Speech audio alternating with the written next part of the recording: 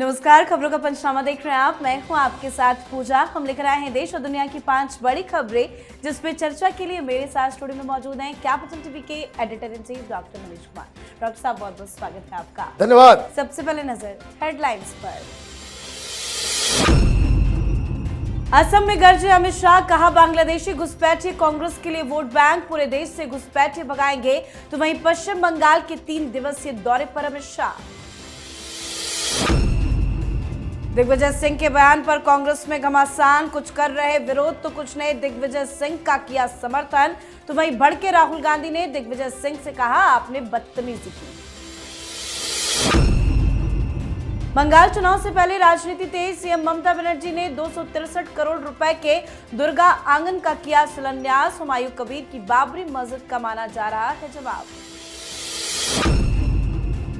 महाराष्ट्र निकाय चुनाव में बड़ा सियासी फेरबदल, पीपरी चिटवंड में अजीत पवार ने शरद पवार से मिलाया हाथ, संजय राउत ने उठाए सवाल। बांग्लादेश चुनाव से पहले छात्रों की एनसीपी में फूट, जमात से गठबंधन पर मचा बवाल, कई नेताओं ने एनसीपी से दिया इस्तीफा। खबरों की शुरुआत में सबसे पहले बात अमित शाह के हुंकार की। गृह मंत्री अमित शाह आज असम के दौरे पर रहे। उन्होंने नागांव जिले के बटद्रवा में महापुरुष श्रीमंत शंकर देव अभिभवन क्षेत्र का उद्घाटन किया और रैली को संबोधित कर कांग्रेस पर जमकर बरसे। शाह ने कांग्रेस पर आरोप लगाया कि वो बांग्लादेशी घुसपैठियों को अपना वोट बैंक मानती है। घुसपैठियों को कांग्रेस ने ही बसाया, बीजेपी सरकार में उन्हें निकालने का अभियान जारी है। रैली को संबोधित करते हुए अमित शाह ने कहा कि केंद्र न केवल असम से बल्कि पूरे भारत से भी पड़ोसी देश से आने वाले सभी अवैध अप्रवासियों की पहचान करेगा। पूरे देश से घुसपैठियों को बाहर निकाला जाएगा। आपको बता दें, इससे पहले अमित शाह ने राहुल गांधी पर तंज कसते हुए यह भी कहा था कि अभी आप हार से मत थकिए, अभी तो आपको बंगाल और तमिलनाडु में भी हारना है। तो वहीं बंगाल में बीजेपी कार्यकर्ताओं में नई जान फूंकने के लिए अमित शाह बंगाल के 3 दिन के दौरे पर भी पहुंच रहे हैं। सर, घुसपैठियों को लेकर तो अमित शाह हमेशा हुंकार भरते रहते हैं, अब तो कांग्रेस को आईना दिखाया है। साथ ही बंगाल दौरे कितना इंपॉर्टेंट? देखिए, अमित शाह के सामने भी बहुत बड़ी चुनौती है, क्योंकि 2026 में जो चुनाव होने वाले हैं वहां भारतीय जनता पार्टी के लिए बहुत सारी चीजें स्टेक पे है। बहुत सारे ऐसे राज्य हैं जहां पे भारतीय जनता पार्टी कभी जीती नहीं, चाहे वो तमिलनाडु हो, चाहे वो केरल हो, पौंडीचेरी हो, पश्चिम बंगाल हो। एक जगह सरकार है, वो है असम। तो अमित शाह के सामने टारगेट बड़ा क्लियर है और इसलिए वो जहां जाते हैं वहां की रणनीति बिल्कुल अलग होती है। अब असम के अंदर 2011 के मतगणना के मुताबिक 35% मुसलमान हैं। वो डिस्कशन में नहीं आता है क्योंकि वहां पे बहुत ही ज्यादा पोलराइजेशन है, लेकिन हकीकत ये है कि ऑन एवरेज सबसे ज्यादा मुसलमान किसी राज्य में है तो वो है असम, और वो घुसपैठियों की वजह से है। और इसलिए अमित शाह ने घुसपैठियों का मुद्दा असम से उठाया है और फिर आज शाम वो पहुंच रहे हैं बंगाल, वहां भी घुसपैठियों को लेकर के बातचीत होगी।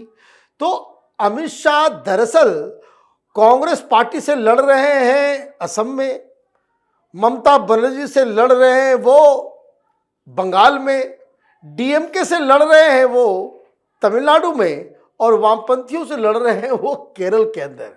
तो कितना कठिन जॉब है अमित शाह का, और इसलिए अगर आप ध्यान दें तो हर जगह अमित शाह एक नई रणनीति के साथ चुनाव की तैयारी में जुटे हैं। जी, तो कांग्रेस को अमित शाह ने आईना दिखाया है, तो वहीं कांग्रेस में दिग्विजय सिंह के आडवाणी मोदी पोस्ट को लेकर बवाल जारी है। बताया जा रहा है कि पोस्ट के बाद जब कांग्रेस के स्थापना दिवस समारोह के दौरान पार्टी मुख्यालय में राहुल गांधी और दिग्विजय सिंह की व्यक्तिगत जब मुलाकात हुई तो राहुल गांधी ने दिग्विजय सिंह से कह डाला कि आपने कल मिसबिहेव किया। तो वहीं दिग्विजय सिंह के पोस्ट के खिलाफ राहुल समर्थित गुट विरोध जता रहा है। तमिलनाडु से कांग्रेस सांसद मनिकम टैगोर ने तो यहां तक कह डाला कि आरएसएस नफरत फैलाने वाला संगठन है, अलकायदा की तरह काम करता है। तो रेवंत रेड्डी ने नाम लिए बिना ही दिग्विजय सिंह पर निशाना साधा। उनका कहना है कि सोनिया गांधी ने 1991 में पीवी नरसिम्हा राव और 2004 एंड 2009 में डॉक्टर मनमोहन सिंह को प्रधानमंत्री बनाकर बहुत अच्छा फैसला लिया था। तो वहीं शशि थरूर बयान का समर्थन कर रहे हैं कि कांग्रेस संगठन में बदलाव की वाकई में जरूरत है। सर, दिग्विजय सिंह ने तो पोस्ट कर दिया, उसके बाद कांग्रेस पार्टी में क्या चल रहा है? क्या वाकई में राहुल राहुल गांधी नाराज हैं? बिल्कुल नाराज है, क्योंकि पूरा टारगेट ही उनको किया गया। और राहुल गांधी के पास कितना पॉलिटिकल एक्यूमन है ये अपने आप में मिस्ट्री है। लेकिन एक बात तो कांग्रेस पार्टी में जितने लोग हैं वो इस बात को कहते ज़रूर हैं कि ज़्यादातर चीज़ें राहुल गांधी अपने आसपास जो उन्होंने सलाहकार पाल रखे हैं उनके द्वारा की जाती है। और दिग्विजय सिंह ने गलती क्या की, राहुल गांधी पे कम और ये जो सलाहकार मंडली है उसको स्लीपर सेल बता दिया कि ये सब कांग्रेस के अंदर स्लीपर सेल छिपे हुए हैं जो कांग्रेस को तबाह और बर्बाद कर रहे हैं। तो वो मंडली ने जरूर राहुल गांधी को बताया। भाई राहुल गांधी के पास ये टाइम थोड़ी कि किसने दिग्विजय सिंह ने क्या ट्वीट किया, उसने क्या, वो पढ़ते उड़ते नहीं होंगे। वो तो जो फीडबैक दिया जाता है तो वो फीडबैक मिल गया। तो ये सीडब्ल्यूसी की बैठक के अगले दिन वो 185 साल पूरे हो रहे थे कांग्रेस पार्टी के, तो उस कार्यक्रम में गए। अब देखिए जो बिठाने वाले तो ऑर्गेनाइजर वही स्लीपर सेल सब है। बिठाने वालों ने बिठा भी दिया शशि थरूर और दिग्विजय सिंह को आसपास, दोनों की सीटें जो अगल बगल कर दी। अब जब कार्यक्रम खत्म हो रहा था तो सब लोग आपस से जब इंटरेक्ट कर रहे थे तो इसने राहुल गांधी ने दिग्विजय सिंह को कहा कि आपने अपना काम कर दिया ना, ये जो है बदमाशी, ये बदतमीजी है। और इसलिए दिग्विजय सिंह भी घर भाग गए। लेकिन ये देखिए कि इस घटना के बावजूद शशि थरूर मैदान में डटे हुए हैं। उन्होंने कहा कि बिल्कुल सही बात कही गई है, आप जो है नेतृत्व के जो मॉडस ऑपरेंडी है इसके ऊपर तो चर्चा जरूर करना चाहिए और पार्टी में किस तरीके का वर्क कल्चर हो, इतना ओवर सेंट्रलाइजेशन है, उसको खत्म करने का उसके ऊपर बातचीत होनी चाहिए। लेकिन राहुल गांधी से कौन पंगा ले। हम लोग तो बार बार कहते हैं कि Congress party is a private limited company of Gandhi परिवार। ये सोनिया गांधी, राहुल गांधी, प्रियंका वाड्रा की कंपनी है और इस पार्टी के अंदर जो लोग भी हैं वो एम्प्लॉई हैं। तो मालिक के खिलाफ आवाज उठाकर आप अपनी ही नौकरी को जो है वो खतरे में डाल रहे हो। जी चलिए बढ़ते हैं आगे। पश्चिम बंगाल विधानसभा चुनाव के मुहाने पर खड़ा है। 2026 में सरकार चुनने के लिए विधानसभा चुनाव होने हैं और चुनावी साल की शुरुआत से पहले सत्ताधारी तृणमूल कांग्रेस हिंदुत्व के मोर्चे पर घिरी हुई है। टीएमसी के विधायक हुमायूं कबीर ने 6 दिसंबर को ही मुर्शिदाबाद जिले में बाबरी मस्जिद का शिलान्यास किया था। टीएमसी ने हुमायूं को पार्टी से निकालने के साथ ही उनके इस कदम से दूरी भी बना ली थी। तो वहीं आज मुख्यमंत्री ममता बनर्जी ने हिंदुत्व को लेकर बड़ा दांव चला है। सीएम ममता बनर्जी ने आज कोलकाता में दुर्गा आंगन की आधारशिला रखी। पश्चिम बंगाल के पिछले विधानसभा चुनाव में भी सीएम ममता ने मंच से चंडी पाठ किया था। अब 2026 के विधानसभा चुनाव से पहले दुर्गा आंगन के शिलान्यास को हिंदुत्व की पिच पर टीएमसी को घेरने की विपक्षी कोशिशें काउंटर करने की रणनीति से जोड़कर देखा जा रहा है। क्या वाकई में ममता बनर्जी चुनाव को लेकर हिंदुत्व कार्ड खेल रही हैं? देखिए ये तो बिल्कुल अजीबोगरीब कहानी आ गई। कल अभिषेक बनर्जी कह रहे थे, जब उनसे सवाल पूछा गया था हुमायूं कबीर के बारे में, तो उन्होंने कहा कि देखिए हम लोग ये मंदिर मस्जिद हम लोग नहीं करते हैं, हम लोग सेकुलर लोग हैं, हम लोग विकास का काम, अपने काम काज के ऊपर जो है वोट मांगेंगे। 24 घंटे बीते नहीं, ममता बनर्जी वहाँ दुर्गा आंगन जो है उसका, और 300 करोड़ से ज़्यादा का वो बजट है उसका। पैसा कहाँ से आ रहा है? सरकार के पैसे से। तो सरकार के पैसे से बाबरी मस्जिद भी तो बनाई जा सकती थी, क्यों हो रहा है? और हुमायूं कबीर ने सीधा सीधा अटैक किया कि भाई मस्जिद बनाने के लिए तुम्हारे पास पैसे नहीं है, लेकिन मंदिर बनाने के लिए है। अब सवाल यह उठता है कि ममता बनर्जी अचानक से यह मंदिर बनाने क्यों लग गई?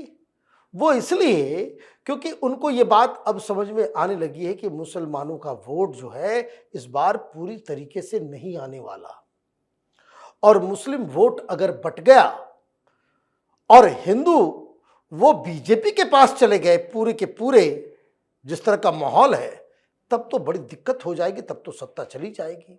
तो हिंदुओं को बेवकूफ बनाने के लिए, हिंदुओं को लुभाने के लिए कि हिंदू वोट में बंटवारा हो जाए, इसलिए ये काम करना पड़ रहा है। मन से नहीं कर रही, मजबूरी है, उनको समझ में आ रहा है ये कोई राहुल गांधी नहीं है, ममता बनर्जी का आंख नाक कान बिल्कुल जमीन में रहता है, वो जमीन से जुड़ी हुई नेत्री हैं, उनको जमीनी हकीकत का अंदाजा हो गया है कि हिंदू वोटर्स जो है वो नाराज है। तो ये जो है ये मंदिर और दुर्गा आंगन बनाने की जो घोषणा की जा रही है, हिंदू वोटर्स को लुभाने की एक कोशिश है। जी, अब बात महाराष्ट्र की। महाराष्ट्र के निकाय चुनाव को लेकर सियासी पारा हाई है। हर दिन नए नए सियासी समीकरण बन रहे हैं तो कई पुराने समीकरण टूटते भी नजर आ रहे हैं।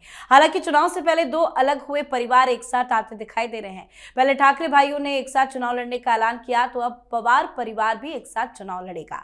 अजित पवार ने पिपरी चिटवाड़ नगर निगम चुनाव के लिए अपनी नेशनलिस्ट कांग्रेस पार्टी और शरद चंद्र पवार गुट के बीच गठबंधन की घोषणा की है। अजित पवार ने कहा कि गठबंधन को लेकर लोगों के मन में सवाल हो सकते हैं, लेकिन महाराष्ट्र के विकास के हित के लिए कई बार ऐसे फैसले लेने पड़ सकते हैं। अजित पवार ने कहा कि दोनों पक्षों के बीच सीट बंटवारे पर चर्चा हो चुकी है और इसकी जानकारी बाद में दी जाएगी। इस गठबंधन पर संजय राउत ने निशाना साधा है। राउत ने कहा है कि अजित पवार को बीजेपी को जवाब देना होगा कि बीजेपी जिस शरद पवार से लड़ रही है वो उनके साथ गठबंधन आखिर क्यों कर रहे हैं। सर, अलग अलग गठबंधन की खबर, लेकिन क्या इस तरह के अलायंस का कोई फायदा होगा क्या? देखिए, संजय राउत को यह बताना चाहिए कि आप लोग जिस गठबंधन में हैं वो आप लोग आपस में एक दूसरे से क्यों लड़ रहे हैं, ये भी तो आप सारी दुनिया जवाब दे, है ना। और आपको लाइसेंस मिला हुआ है सवाल पूछने का और आप किसी सवाल का जवाब नहीं देंगे। भाई, कांग्रेस आपके साथ क्यों नहीं है? कांग्रेस आपके खिलाफ क्यों लड़ रही है? यहां दिल्ली में आप कांग्रेस के पीछे पीछे चलते हो, राहुल गांधी के पीछे पीछे चलते हो कि एक फोटो आ जाए राहुल गांधी के साथ, अखबार में छपा रहेगा और पीछे पीछे रहेंगे ये संजय राउत। आपको ये बताना चाहिए कि भाई क्यों टूट गया आपका ये महाविकास अघाड़ी। वो लोग क्या कर रहे हैं वो तो जवाब देंगे जनता को, लेकिन आपको खुद भी आईना देखना चाहिए। क्या हो रहा है? हो ये रहा है कि एनसीपी का मुंबई के अंदर कोई खास साख नहीं है। कुछ जगहों पे कुछ मुस्लिम वोटर्स, कुछ मुस्लिम लीडर्स हैं, otherwise NCP is not a party which is dominant in Mumbai. Mumbai में साख किसकी है? तो शिवसेना की और भारतीय जनता पार्टी की।